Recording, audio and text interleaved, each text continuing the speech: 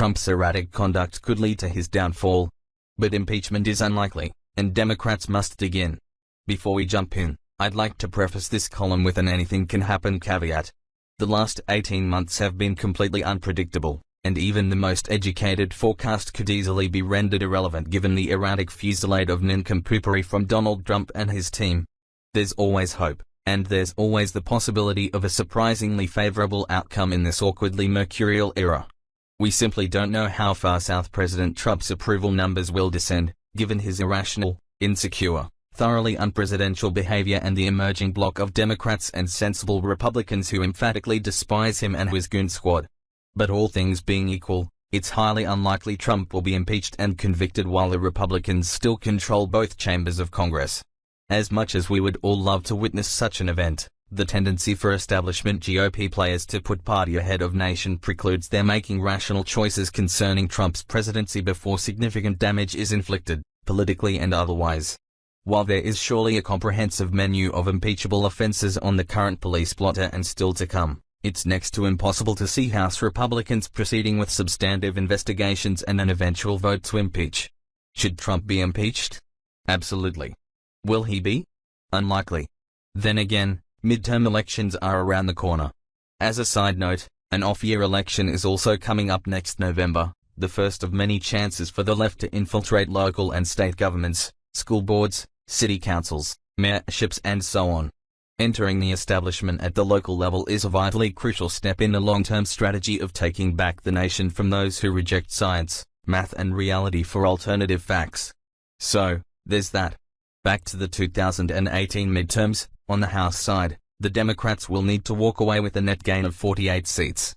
That's a Herculean task, considering that the Democrats gained just 31 seats in the landmark 2006 midterms, in the midst of a failing war in Iraq and 1 year following Hurricane Katrina.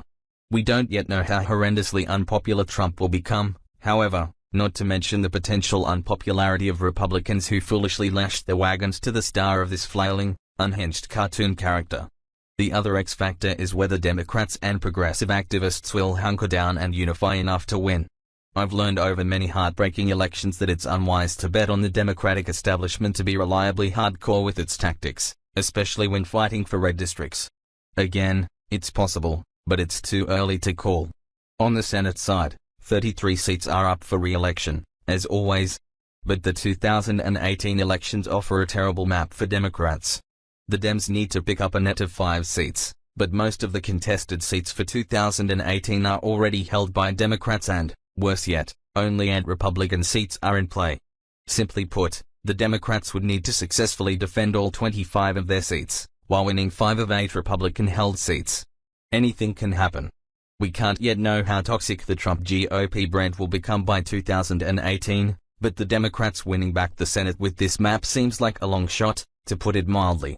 The upshot is this: the Democrats need a majority in the House to impeach someone. They also need votes of 67 senators to convict a person.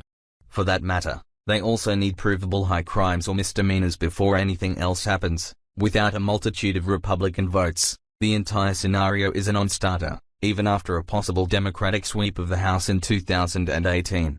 All that being said, impeachment shouldn't be the animating factor for getting out the Democratic vote in 2018 anyway. The Dem strategy for the midterms obviously has to be centered around a juggernaut-like effort to block Trump's nefarious agenda, at least at the legislative level. When it comes to implementing an impeachment strategy, the best the Democrats can hope for is to make all kinds of gains in 2018, then to supplement those gains in 2020. If we also get a Democratic president and Democratic majorities in both chambers by 2020, great. If not, let the impeachment debate begin again. Is there another way? Can Trump be removed from office without an impeachment and conviction? Possibly.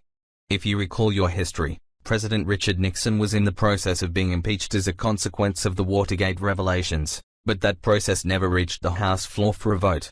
It was ultimately the GOP establishment, led by Senator Barry Goldwater, who approached Nixon and asked him to step down for the good of the nation. The odds of this occurring with Trump seem high. Pre-inauguration catastrophes aside, Trump's entire first week in office was largely about his deranged obsessions and vendettas. Not more than several days in, for example, Trump held a closed-door meeting with congressional leadership and reportedly wasted much of the time ranting about his crowd sizes and a kooky Alex Jones conspiracy theory about voter fraud. That's only one of many harrowing stories of Trump's disturbing behavior inside the White House. Suffice it to say, members of the congressional leadership have to know about this. They're witnessing it firsthand. Can he descend further into madness? Sure. He's a weak, insecure and blindingly delusional man who can't stop relitigating trivialities like his crowd, or hand, sizes. There's a very real possibility that as his presidency grows increasingly embattled, he'll become more isolated and secluded, perhaps locking himself inside a random safe space somewhere in the White House, trapped in a Mobius loop of obsessions and delusions, poring over cable news while photographs of the inaugural crowds and protest marches litter the floor, and his Sharpie marker scribblings all around. Basically, this would be Howard Hughes at his worst. Knowing Trump's behavior so far, coupled with the reality that he doesn't seem mentally or physically prepared for the stress and rigors of the presidency, some version of the Nixonian endgame seems plausible. Finally, the other factor here is the condition of the economy. If there's a recession or a sudden uptick in the unemployment figures, Trump will likely accuse the numbers of being fake news. But Americans may be less patient with this unlikable, garish cartoon character whose central campaign promises end panning out. Don't forget, he repeatedly declared himself to be the greatest jobs president God ever created. If there's anything shy of that, we'll see moderate and independent Trump voters jumping ship, leaving only the dregs and the hotheads to flak for Trump on Fox News. Conversely, however, we shouldn't ignore the possibility of a military conflict or, heaven forbid, a major terrorist attack. Both are nightmare scenarios, to be sure, as we know the lives at stake. Politically speaking, there's the distinct possibility of a suddenly very popular Donald Trump sitting in the Oval Office with virtual carte blanche from a scared population. Sleep tight. This is all to suggest that, yes, Trump can be driven from office prematurely. He's his own worst enemy and he continues to inadvertently reveal himself as mentally unfit to fulfill the duties of the presidency. But hoping against hope for a legislative vote to get him out is a red herring.